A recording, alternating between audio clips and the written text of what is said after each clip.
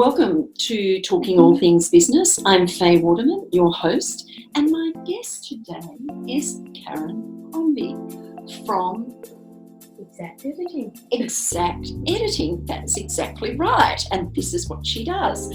So welcome, Karen, and thank you very much for your time. Now, this is a conversation about who you are, what you do, why you do what you do, and how you solve people's problems for them. Now, just a little bit of background first up. When you were growing up and did you read a lot of books? Oh yes, absolutely. I was reading before I started primary school. Absolutely loved it. Beautiful. Beatrix Potter, Dr. Seuss, lots of Enid Blyton, but absolutely anything I could get my hands on, and that has not changed. And Enid Blyton, it's really interesting because she had lots of ghostwriters, didn't she? I don't know that she did, but she wrote a tremendous amount. She was very prolific and did very well for her time. Right. But yeah, very churned them out. How do you find someone who has, where does the imagination go and how do they keep writing and writing and writing? What is it? Because you're an editor, you edit people's writing, their books and anything else to correct their grammar and how they put things on paper. What is it that inspired you to do that in the first instant? I'm very pedantic. Very pedantic. Very meticulous. I love reading myself. I write myself also.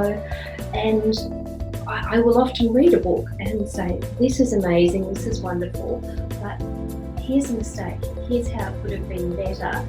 And these days when so many people are self-publishing, and that's a very growing thing now. A massive amount of people. That can often be the difference between someone picking up your book and going, oh, this is a bit amateurish, this is riddled with spelling mistakes, and that really distracts them from what's otherwise a great story. Yes. And alternatively, picking up the book, having a read, and they can't tell whether it was self-published or through a formal publishing house because there are no errors and the story flows beautifully. Yes. There's nothing to distract them. Yes. And that's where I come in and polish off any of those rough edges and make sure that nothing sticks out and it's going to distract the readers from your story. Okay, so you read prolifically as a young child and growing up. Was there anyone that inspired you to do what you're doing now? From authors, I would say Sherlock Holmes mysteries. Sherlock Holmes, I like Sherlock Holmes. Wonderful. Yes. Because he was all about observation. Very much so. Really noticing those tiny critical details that everybody else misses. I remember there's one story where he says to Dr. Watson, and Watson's saying, why can't everyone do what you do? And he says, because, Watson, other people just look, but I observe. And he said, Watson, how many steps are there leading up to our front door?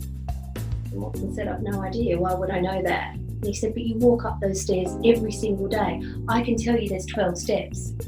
And he said, that's the difference. I know exactly how many steps I walk up to my place every day. There you go. It's quite interesting, to be that observant. And so when you're editing something, your observation is critical. And what space do you have to be in when you're actually editing? Is it an environment where you're sitting in a quiet space with no distractions? Is it an environment where there's just everyday things going on? What is it? How do you do it? Well, absolute focus is essential. I will never do editing work while I have two small children at home with me. Yes. It's very distracting. You're always sort of listening half with what's going on.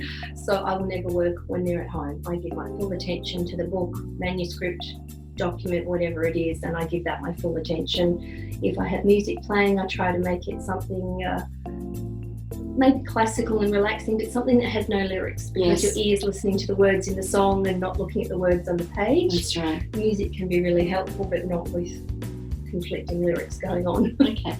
So Sherlock Holmes, I find that really interesting. When you were at school, was there a teacher or someone like that inspired you? Yes, I have two teachers which were amazing. I had Mrs. Brown, Mrs. Brown, English teacher. She was very clever and went on to be school principal. She was brilliant, and she would give us essays to write, but she would just give us the beginning of a story and then we would have to write the rest. And I handed an essay in once and she wrote on the top, "Oh, this is lovely effort. Very perspicacious." What does that mean? Is that bad? Is that good? And I went running for the dictionary. And what a clever woman. A very tricky way to make me learn a new word, find something out. And perspicacious means very observant, quite good with detail. And I thought, oh, how wonderful. I'm very proud. But she was very marvellous like that. And that was her smart way of continuing to feed my knowledge and keeping me curious. Yes, to keep you curious, but to keep your imagination going. Yes. Because what we do when we're children, we have this imagination and we can play and we can do all those things. But when we get older or we go to school, we're told to stop looking out the window, stop daydreaming, stop doing this, and all the rest of it. And we tend to lose that imagination, that creativity that we have when we dream about different things, and that's sad. So, and you see a lot of people do it, but sometimes what we can do is bring that back when we're older. Yes, absolutely. And realise that creativity was just put on hold for a while and not gone completely, because it's always there. And I think fantasy and imagination and our curiosity are a really important part of our life, day to day. Definitely. Every new invention out there would not have occurred without someone's imagination. Absolutely. And so that creativity and imagination in books like Harry Potter. Oh, huge. Yes. Massive. Fantasy world. And everyone thinks J.K. Rowling, oh, fantasy, wizardry, not popular, that's not going to fly. And it's one of the biggest publishing phenomenons of the last 15 years. And she, she started writing when she was on the trains, toing and froing, and got rejected 40 plus times by publishers, and then one picked her up, and that made all the difference in her life. Absolutely. And a lot of people's lives. Yes, and you don't know how long it could take you. I mean, I had a lovely author just last week who is thrilled that he's been offered a publishing deal, and I'm so excited for him. And he wrote an amazing fiction novel about two brothers, and one's trying to start a cult, and the other has some drug issues, and then one brother follows the other all the way across Europe. It's absolutely thrilling. And I edited that last year, and I kept thinking about it. It was a great story. It really stuck in my mind. And I emailed him to say, hi, how are you going? How are things? Have you had any luck, with a publishing option yet? Because he didn't want to self-publish. That's his choice. That's fine. And he said, no, I'm getting a bit discouraged. I've had a lot of rejections, and I thought I'd just put it on the back burner and focus on my current book. I said, okay. And I'd spoken to a few other people about different publishing houses, and one person said, oh, I've got a person who published a book with a similar idea. Both of them have a lead character with a stutter. Right. It's quite unusual. And she said, oh, I'm very happy to put you in touch with that guy. He's lovely. Let's see how he got published. One thing leads to another. A month or so later, he sends me an email and says, oh my goodness. Wow. They love it. They said the same thing as you. They can't get the story out of their mind, and he's had an offer for a publishing deal. Fantastic. I'm just thrilled to pieces for him. So. And that's exciting, but that's what you do, isn't it? You actually create those opportunities by editing it and putting it in the right perspective, so that then when it goes to a publishing house, they actually look at it in a different way. Yeah, it has the best possible chance. Yes. So from school, you come from Australia, or you are? I was born in Australia, but I've lived in half a dozen countries. So the accent varies. Right. So tell us a little bit about your background, where you've been and what you've done. I grew up in Papua New Guinea, Indonesia, Malaysia, Philippines. Hong Kong, all sorts of places. And Papua New Guinea is remarkable because it has almost 2,000 languages. 2,000 languages? Yes. Really? It's more languages per square mile than any country on earth. Wow. And this is because the terrain is so mountainous. You can literally have one tribe here that speaks one language. Over the mountain ridge, there'll be another tribe, and they'll speak a completely different language. Not even a different dialect to the first one, totally different. Wow. It's extraordinary, and there are a lot of missionaries and linguists and other people that go out there and learn these brand new tongues. It's extraordinary. And that gave me such an appreciation for different cultures and different countries and how vital communication is. Oh. It's an amazing thing. Communication is the most vital aspect of anyone's life. Yes. And to be able to communicate well, be curious, and ask questions is a gift. Absolutely, to ask the right question at the right time, or That's right. and sometimes even a misunderstanding or a language barrier can cause a huge obstacle that would otherwise not exist. That's right. That's right. So Papua New Guinea, how long were you there for? Probably 5 years on and off, different points in my childhood. Right, okay. It's how come you moved fascinating. around so much? Oh, my dad was a photographer. A photographer? We travelled to a lot of different exotic places. I went to about 15 different schools. Wow, how was that for you?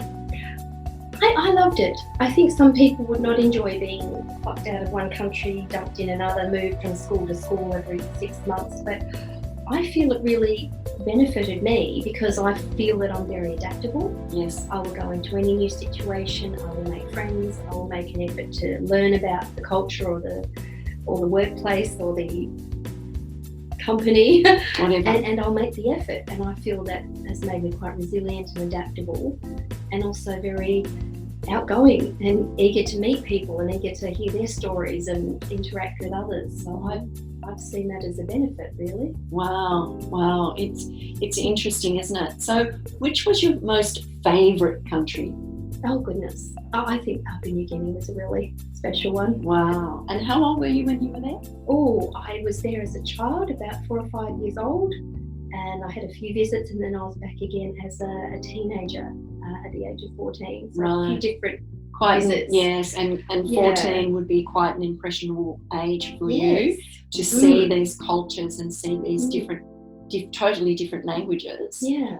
And I went to a high school at that point which had kids from all around the globe on a mission base up in the mountains, and there were Americans and English and Canadian and Aussie and Filipino, and it was brilliant because as a teenager everyone said, do I fit in? I'm a bit awkward, who are my friends? And all of us were from a different country. So all of us were from somewhere else. We were all out of our comfort zone. And all curious about each other. Yes, and that was great. And I'm still friends with some of those people. Fantastic. Fantastic. Wonderful. How nice is that? And what sort of photography did your dad do? He worked for some of the missionary companies, some of the aviation companies, all kinds of things, people, landscapes. Right. That it made me travelled a lot. Okay. It was great. Okay. And you mentioned you lived in Paris. Yes, I lived in London for 2 years, and that was amazing. And then I lived in Paris for 6 years too. So again, wonderful opportunities to meet people from other countries and learn and travel, and that's just an incredible opportunity. Fabulous. And I feel that my communication skills and that willingness to put myself out there really opened the doors and gave me a lot of opportunities I would never have otherwise experienced. When I went to London, I worked for the Queen. And I was going to say, amazing. So how did you get that? How did you get that position, working for the Queen? I mean, sheer luck. Sheer luck? Yes. Is it sheer luck, or is it meant to be in your life? I think Arnold Schwarzenegger might have been the person who said it. Luck is simply being well prepared, meeting an opportunity. So I feel I had the opportunity. The job came literally just through a temping agency. But then I had the preparation, I suppose, that when I went into the interview, I was able to do well in the interview and get the job. Yeah. So that was, I suppose, yes, partly luck, but partly having that communication skill. So when I went in, I could do well enough to get the job because I was incredibly nervous. I would have been extremely nervous. So Oh. let's talk about your experience with working for the Queen. How did you get to the position in the first place? How did you find out about the position in the first place? It was advertised through a temping agency. And I had, for the year before I went to London, I thought, well, I'll have to have a temping office job because that's pretty much all the visa will allow. So for the year before, I prepared. I did every Melbourne temping job I could find. I could work out any photocopier, I could figure out any office job, so that when I got there I was very well experienced. Yes. And this agency had the job. To my shock, they sent me in for an interview and I went up to those enormous golden gates at Buckingham Palace and I was sweating like crazy, thinking, we're not going to open the gates, it's not going to happen. And they did? The policeman very carefully checked all my credentials and phoned inside and checked I did indeed have an appointment, and I walked across that forecourt, and that was probably the longest walk of my life. And then, yes, into the interview. And who interviewed you? One of the Queen's private secretaries. Right. And up on the wall was a painting of the Queen that you see in just about every Australian school. Right. Where she's in the yellow ball gown with the spray of wattle on one shoulder, very youthful portrait of Her Majesty. And I'm pretty sure that was the original on the wall in the office. Wow. So that was quite surreal. So, and they employed you. How long did it take before they responded and said yes? Just a day or two. It was quite quick. And So what was the feeling like when they said yes? I was just in shock and quite thrilled to pieces, and I thought, my friends back in Australia will never believe me. Yeah. So after a few weeks in the job, I sweet talked my flatmate into coming down with me one morning, and I said, I want you to take a photo of me going in the gate to work because no one back home will believe me. Yeah, yeah. Which he did very kindly, and I wrote a postcard to my granny and she was terribly proud. Oh, how nice, how nice. So what did you do when you were there? Well, I worked in the anniversaries office. Now, this was something started by the Queen's father, the King, and they send out a 100th birthday card to everyone turning 100, and they also do special cards for couples celebrating their 70th wedding anniversary or beyond. And it is the only department in the palace, aside from the press office, that will take calls from the general public. Wow. So you had to be extremely immaculate on the phone in your speech, and also the work itself had to be absolutely spot on. Not a single comma or typo is allowed to escape from Buckingham Palace. Can you imagine getting a letter from the Queen and there's a typo in it? No, not permitted. So that really, really taught me to be meticulous and patient and careful, and everything that comes in is done by one person and then checked by a fresh set of eyes. Yes. And that works for editing too. If you've written something, get somebody else to check it. Yes. Because you can have a mistake right in front of you, and if you've worked on that manuscript for weeks and weeks, you can't see the wood for the trees. No. You never see it, do you? Of course not. That's a really funny thing, because you can be reading something and think you've read it. Yes. Because you know what you're saying, but it isn't actually what's there. No, and the eye naturally skips ahead. If you've read it several times, you read it the third time, and you won't. You sort of gloss over it. So. And that is so true. Yes. So true. It's amazing, really. It's like, when I read, and if I'm reading a book and I'll read it, but my mind wanders and I'll think, what did I read? And I have to go back and read it. Yeah. That sort of thing. But, when you've written something and you read it and you think, yes, that's right, you go away and you come back from it and you read it and you think, oh, I didn't read that. Or that wasn't there last time I read it. Absolutely. Or whatever. Yes. Or that's spelling mistake. Or should be a comma there, but there's not, etc., etc. Yeah. I'm not very grammatical. I prefer someone else to do all that for me. I can tell you what I like, what I want written and all that sort of thing. But yeah. So, okay, that experience for you is massive. Yes. It's given you great a great ability to be, as you say, pedantic. Yes. meticulous, and to be able to create other people's words into a piece of art. Absolutely. Give Because me a that's- rough diamond and I will polish it up to Yeah, perfection. yeah, and Yes. and that's what it is, isn't it? It's you know, someone's written something, and it might be great, but you can improve on that Yes. to make it better. And sometimes, literally, Faye, it can be one word. And that's all. It can be one word, and I'll read a whole chapter and go, that was amazing. That one word, it really sticks out with us like a sore thumb. It really jars somehow. Yeah. Sometimes just altering one or two words can make a huge difference to the message that's being conveyed. Yes. So, and that's what I consider my service to the author or the writer, to take what they've done, something that means a lot to them, and just take it to that next level, remove any mistakes, any bits and pieces that don't serve them, and really say, yes, you can send that out into the world knowing that it's at the best standard it can be. Yeah, it's amazing. It's like,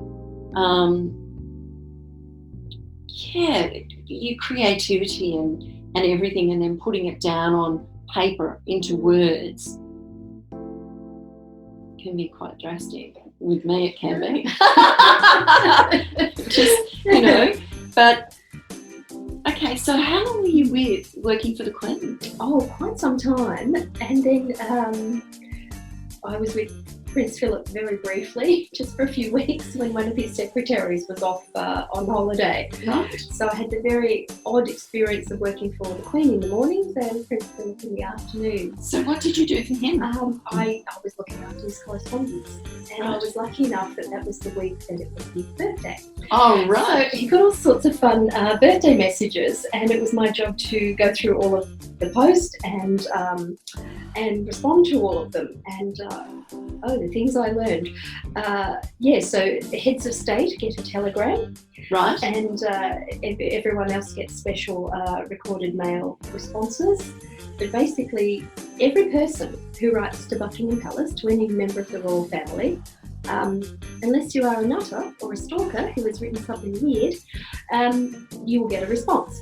Wow. So every letter gets a reply. If it's a question or if it's a letter or someone's sent a little gift, they all get an answer. And they'll need to have a courteous response, and it needs to go out fairly quickly. So that's what we did. I think I'm going to write to the Queen. Well, you would get a reply, yes. What will I write to her? Say I'd like to have a conversation with her. Absolutely, that's what you do. So, I'll get you to write it.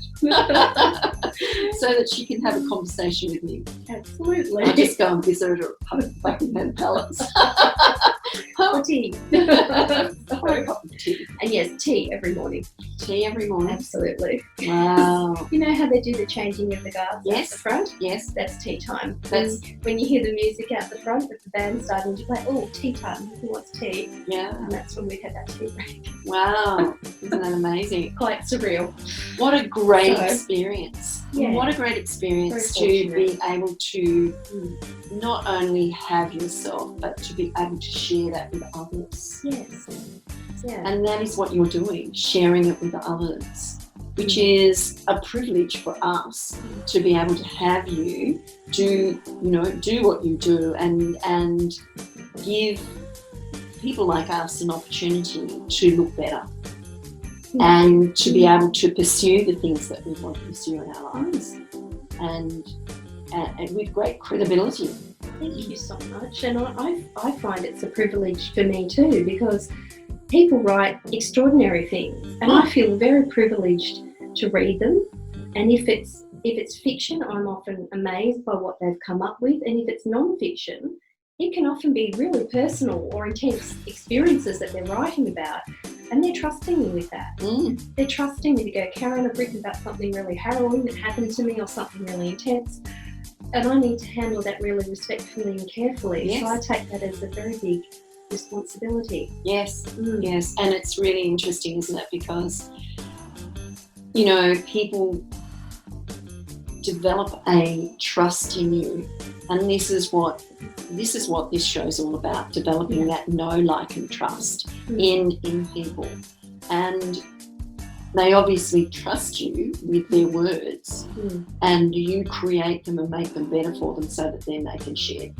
Absolutely, yes. And if there's one little thing I can do to elevate it or make their message clearer, that's what I do. Or if there's something in there that I go, ooh, no, that's really distracting, that doesn't serve you, I would remove this part. And I always tell them why, of course. The final decision is with the author. Yeah. It's their work, it's their decision. Yes. But 95% of the time they will say, oh, Karen, fantastic, didn't notice that, that was a good suggestion. Oh, hadn't realised that part. And it can be really helpful. So literally, here to help. I'm not... Sorry, I had a small joke, as they say. I'm not a grammar Nazi, I'm a grammar nicely. Oh. And this is what I mean. A grammar nicely, not a grammar Nazi. Yes. Okay. I'm not the person with the big angry red pen here to no, criticize. not like the teachers. No. Not like the teachers used to. No, absolutely not. I'm here to help. I'm very respectful and encouraging. And if I'm changing things, there's a good reason why. But I'm not here to make you feel inadequate. Absolutely not. Yes. I've worked with authors who have dyslexia, who have amazing minds. Yes, and they've emailed me and gone, Karen, I feel so embarrassed sending you my work. It's full of mistakes. And I go, seriously, please don't worry about that. If you have an amazing story to share, that's all I care about. I'm here to polish up all those bits and pieces. Please don't feel self-conscious. If your story's good, I will fix it for you. So don't sweat that side of things. So after you'd finished with the Queen, and then you said you went to live in Paris for 6 years. Yes. What did you do in Paris? Oh, for the first year, very little, because I had zero français. So that was very challenging to be an adult learning a brand new language. That's difficult. So, I love the French language. Yes. I love the French language. Unfortunately, they think the Australian accent is cute while we're trying to speak French. Oh, really? Very kind of them. Very kind. It can be kind of cute. I don't know whether it's cute, is it? According to some of them, which is fortunate because I usually began every interaction by apologising for my French and saying I'm terribly sorry, I'm Australian, and then giving it my best shot, and that would often give you enough forgiveness to get you through. That's hilarious. That is hilarious. It was wonderful. Oh gosh. So after that first year and learning to speak French, and obviously you can speak it quite fluently now. Comme ci, comme ça. Reasonable, not perfect, but adequate. So what's perfect? Who wants to be perfect? You know. So what did you do while you were there?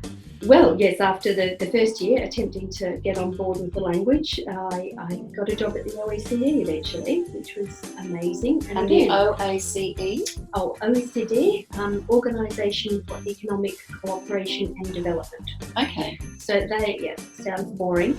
However, they are the ones who help all the economic policy around the world. So you don't know who they are, but you will always hear of them in news bulletins where they say, oh, unemployment in Spain has fallen to 10%, according to statistics from the OECD. So they basically have, you know how you have someone from an embassy from every country in town? Yes. Well, all the embassies have an OECD rep as well. Right. They all come to the OECD and try to get help with their economic policies and how to run the country. Okay. And this is great. And then, of course, there's elections, and it changes again. All the time. I organised huge events, and we'd have heads of state coming from all these different European countries, for example, and then be an election, and then, well, the president of Slovakia is different now, so is he still going to come? Or so that was challenging, but interesting. And again, a melting pot of all sorts of languages and cultures, and how do you organise events so everyone's comfortable, and how do you make sure there are enough translators, and again, communication. It's all down to good communication. But the basis of how you grew up has given you all of that to be able to cope with that and deal with it within your work environment and your career. So that's amazing. It's very fortunate. I don't know, fortunate. It was meant to happen. It was meant to happen. I always say that things in your life happen for a reason. And you growing up the way you did, moving from different countries and having the experience and watching your father work, you know, in photography and experiencing that. What a great gift of bringing all this together, going to work for the Queen and experiencing that, then going to Paris and learning the language in the first year, but then working for an organisation that brings cultures from across the globe into one place to communicate, and you organising all that sort of thing for them. That's a huge task. Oh yes, but I enjoyed it. Challenging, yes, but loved it. Rather than feeling daunted by it, I thought it was amazing. I think really great. I think how stimulating, how exciting to actually meet these people as well. Yes. To maybe ask them questions or to find out, you know, their needs while they were there and all those sorts of things that you would have done for them. Yeah. What a fabulous experience. Yeah. That Wow. makes a huge difference how people communicate if they're comfortable too. And that's a really interesting thing, because creating that environment for them, which you're obviously very good at, to make them feel comfortable, to have those conversations, connect with people that they don't know, they're aware of because they're all heads of state and all that sort of thing, and they either like each other or they don't like each other. And certain countries don't want to sit next to other certain countries, but you work out all these things in advance. You try to make everyone comfortable. And you bring it all together. That is a massive challenge, but what a fabulous challenge. Yeah. Congratulations. I think that's exciting. I love to see success. I love to see people grow and be successful and have that support behind them, where people are cheering them on and helping them and saying, come on, you can do this, giving them the encouragement to achieve things. And this is what you're doing with your editing and, you know, you're a wordsmith.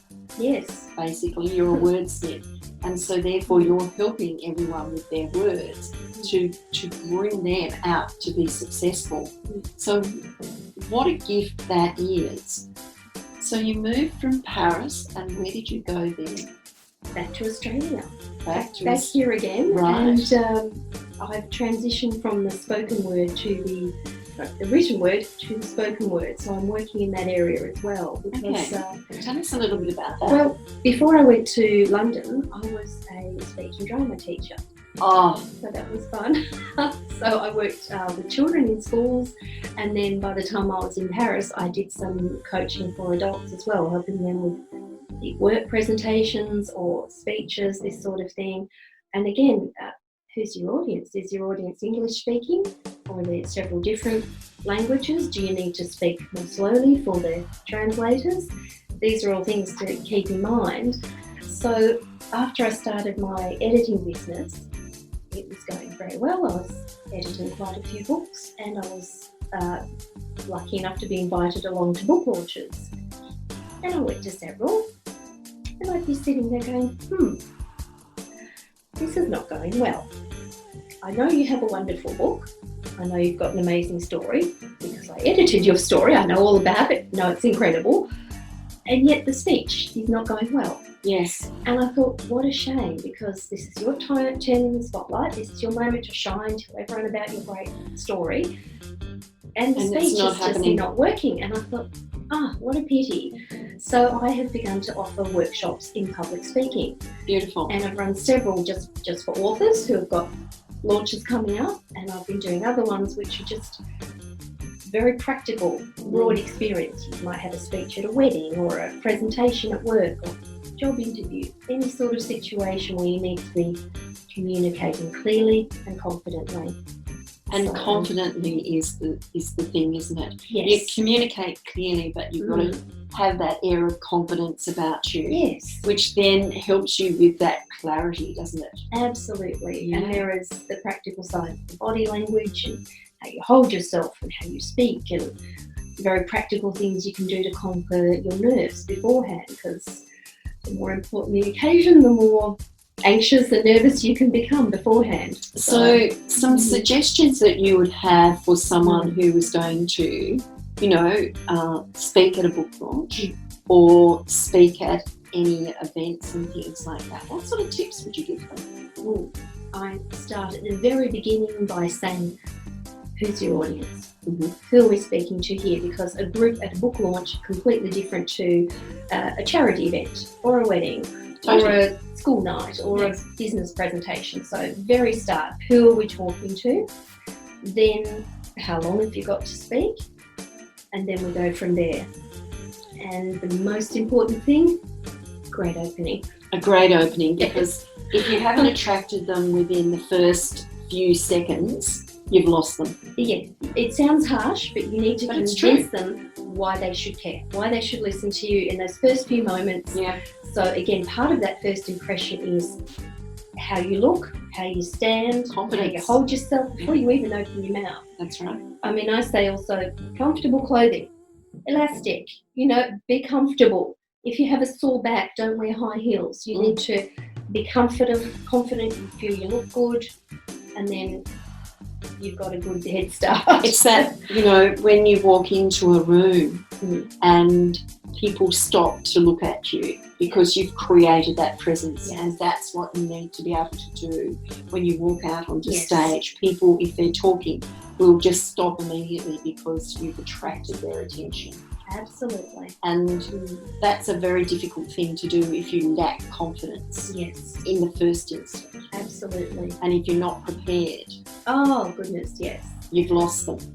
And I also feel that the more important the occasion, the more prepared you should be. I mean, the same with my editing. If you're sending a text message to a friend, who cares about grammar? It's really not important.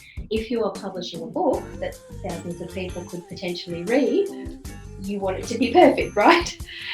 The same thing with the speaking. If you're just chatting one-on-one to a friend, you're a lot more casual. That's okay. But if you're speaking to a big group of people, you need to do yourself the favour of being prepared and being organised. And that way, even if something were to go wrong, you're much more likely to be able to recover and to keep going than if you're just doing it off the cuff and hoping for the best. Yeah. Unless you're really experienced and you've been doing it for a long time, and you need to fill in for someone or something like that, and you have that experience, you can do it. But if you're just in the first stages of doing this, you need to have that preparation. And they say there's 6 P's: preparation and planning, prevent, performance. Very good. I'll leave out the other one. There's another P. But preparation and planning prevent poor performance. Yeah, that's the 5 P's, not the 6. Possibly. It's not that. So, and when you actually see someone present after they've been to your workshop, how exciting is that? I'm usually so proud of them. I actually saw a lady present at a workshop last weekend, and she just had 5 minutes. She was just talking about her business, but she'd been to my workshop a week before, and she was great. And she was telling me, "Oh, Karen, I'm so nervous." She was terrific. She did a really good job, and I could see that she had implemented quite a few of the things that we talked about. And afterwards I said, "It was terrific." And she said, "How did I do? Was I okay?" I said, "Absolutely. You came out there, you smiled, you had good body language, you didn't go too fast, you covered your main points." She did a great job. Yeah. I was so pleased. Yeah. And seeing and giving people that confidence and that boost of energy to go and do what they are passionate about is, well, I'd say, is an honour. Yes, it really is. And people light up when they're passionate about something. Absolutely. That's what they're speaking about. You just need to be able to channel that. And you can feel their energy, can't you? Yeah. You can, when someone's presenting on stage, you can actually feel the energy that they have, and that portrays out into the audience. Definitely. Whereas if you get there and you've got this monotone voice and you're just speaking like this, exactly. You're going to get crickets. You're going to get crickets. Sorry. Yes. That's it. Yes. Big crickets. Big crickets. So, okay. What's your next step? Well, I'm hoping to really build up these workshops, and I'm hoping to encourage more people to get out there and talk about what's important to them. And I thought, well, first I'd like to do more, businesses, women who run their own businesses and who'd like to speak about what they do and why that's important to them. I also thought, it'd be great to do one specifically for wedding speeches. Absolutely. And that would be great, because I bet all of us can remember a wedding speech at one time that was amazing, and possibly another one that was memorable for the wrong reasons. I thought that could also be a more specific workshop. So Yes. what do you call them, your workshops? Clear communication. Clear communication. Yes. What's your tagline? Exact editing, making your work shine. And that's whether it's the written or the spoken word. Right, okay. And how often do you run these workshops? Well, usually once a month. Once a month? And Yes. how long do they go for? Hour and a half, hour and 45 minutes, depending if there are questions. But it's very, very practical. I start with, what makes a good speech to begin with? Where do you start? How do you actually write a speech? And I can help people write it too if they want to. Then we talk about how to have the timing, how to stick in the time limit.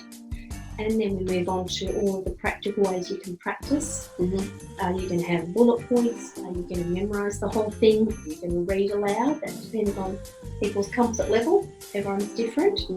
And then we move on to breathing exercises, posture, what you're going to wear, all the actual delivery, practical stuff. As you said before, pace, volume, variety, all those things to make it more interesting. And then we finish off with a really powerful meditation, actually. And I actually get everyone to close their eyes, and I take them through visualising the whole experience of them actually getting up there, doing their nervousness exercises beforehand, getting up there, absolutely nailing it and doing an incredible job, and then the applause at the end. And I actually take people through that whole mental journey. And that often gives them such encouragement. Yes, I really can do this, which is wonderful. That's a really short workshop though, an hour and 45 minutes. Yes. I would have thought, it'd at least be 3 hours. Depending on the number of people, how many do you take in a group?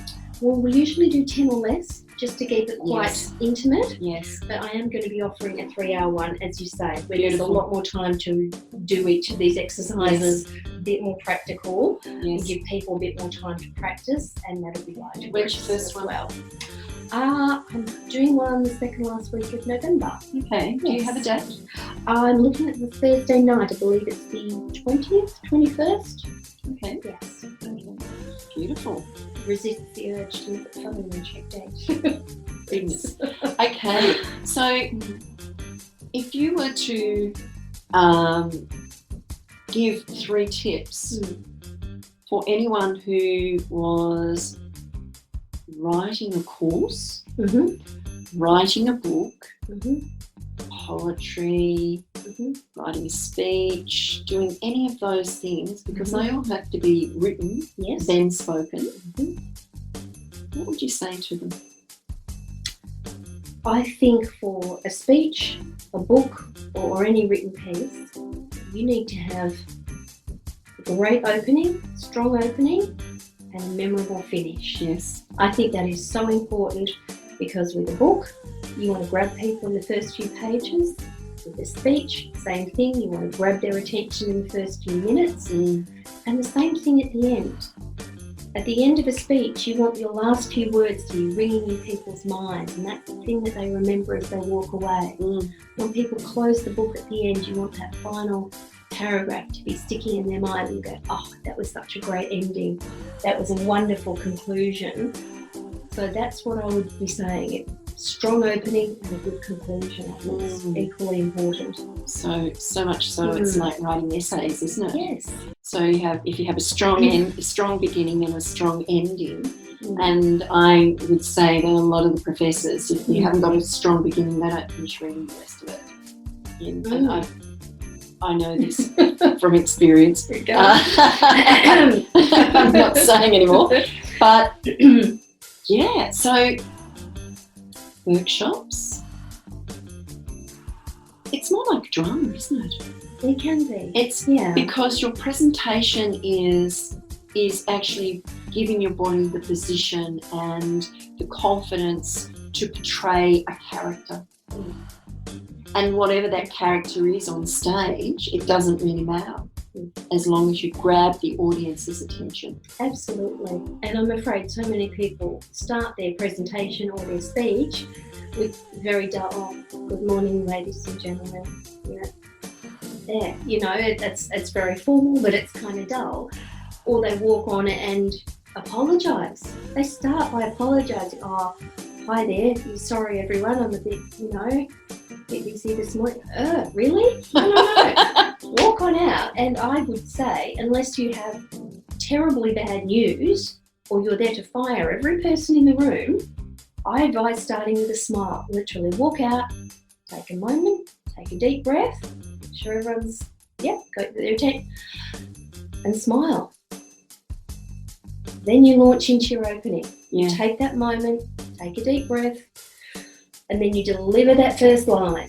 And you get the audience in anticipation with that smile, don't you? Yes. Because they're thinking, what's going to come out of their mouth? Yes. What are they actually going to say? This person has something interesting to share. Yeah.